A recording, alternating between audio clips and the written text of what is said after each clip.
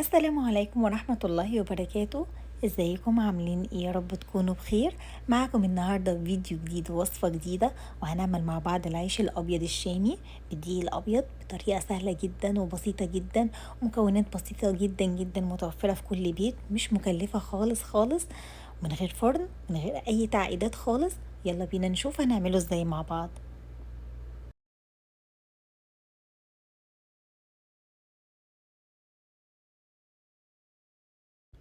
اول حاجة معايا كوباية من اللبن الدافي، خلاص يكون دافي مش سخن قوي ومش بارد خالص، ممكن نستبدلها بكوباية من المية الدافية.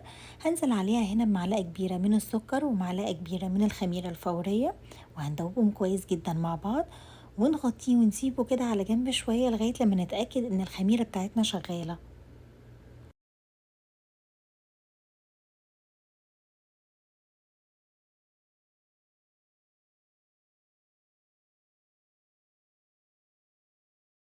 بعد ما اتأكدت ان الخميرة بتاعتي شغالة زي ما انتوا شايفين كده، عملت زي فقاقيع كده وفارت من على الوش، تبقى هي كده تمام معايا وشغالة.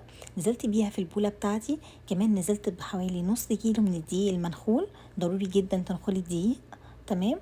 ونزلت بمعلقة صغيرة من الملح. بعد كده هبتدي ان انا اخلطهم مع بعض كده بالسباتيولا في الاول في البداية، بس طبعا لازم اعجن بايدي. خلاص. حسيت ان العجينه طبعا لسه ناشفه معايا شويه، فنزلت بشويه من اللبن، تقدري تستبدليه بالميه. هنا كميه اللبن على حسب ما العجينه ما تاخد معاكي، اهم حاجه انها تكون طريه. طبعا سواء عجنتي بميه او بلبن لازم يكون بدرجه حراره الغرفه. تمام. كميه قد ايه على حسب ما العجينه او نوع الدقيق بتاعك بياخد معاكي. بنغطيها وبنسيبها لغايه لما تخمر. بعد كده هنرجع للعجين بتاعنا بعد ما اتأكدنا ان هو خمر بشكل كويس جدا، زي ما انتوا شايفين كده ارتفع وخمر كويس جدا. هبتدي بقى ان انا اطلع منه الهواء، خلاص، والم العجين بتاعي كده زي ما انتوا شايفين. اهم حاجة وانتي بتعجني العجين، يعني العجينة ما تكونش بتلزق، بس في نفس الوقت تكون طرية، ما تكونش صلبة كده او ناشفة، ولا تكون بتلزق، بس تكون طرية وما بتلزقش. خلاص هبتدي ان انا اقسمها لكرات كده متساوية، احاول على قد ما اقدر ان هي تكون شكلها حلو ومتساوية.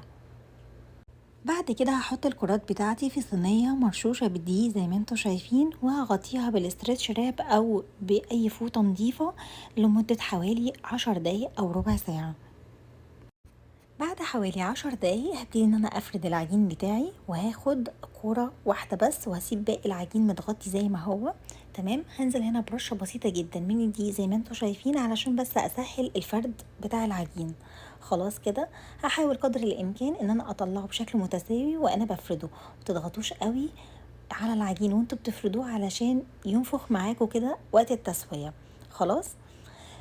طبعا لازم اكون محضرة فوطين على الرخامة التانية.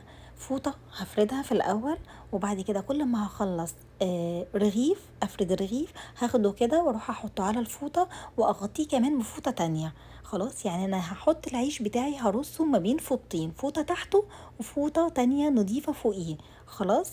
زي ما انتوا شايفين كده بحاول ان انا اسويه كده ويطلع شكله كويس. عايزة اوريكم سمك الرغيف معايا. هو يعني السمك ده كويس جدا، مش رفيع قوي ومش تخين قوي، علشان زي ما قلت لكم ان هو ينتفخ معانا وقت التسوية.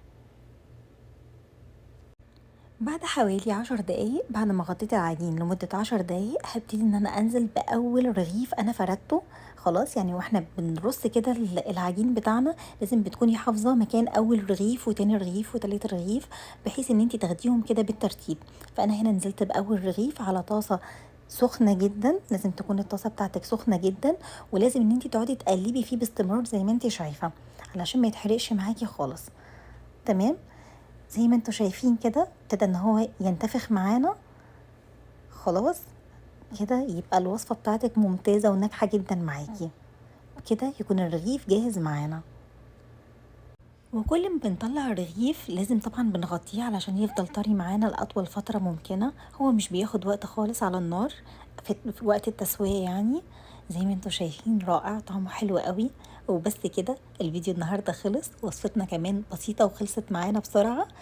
يا رب الفيديو يكون عجبكم، وصفة النهاردة تكون عجبتكم، واشوفكم في فيديو جديد ووصفة جديدة، والسلام عليكم ورحمة الله وبركاته.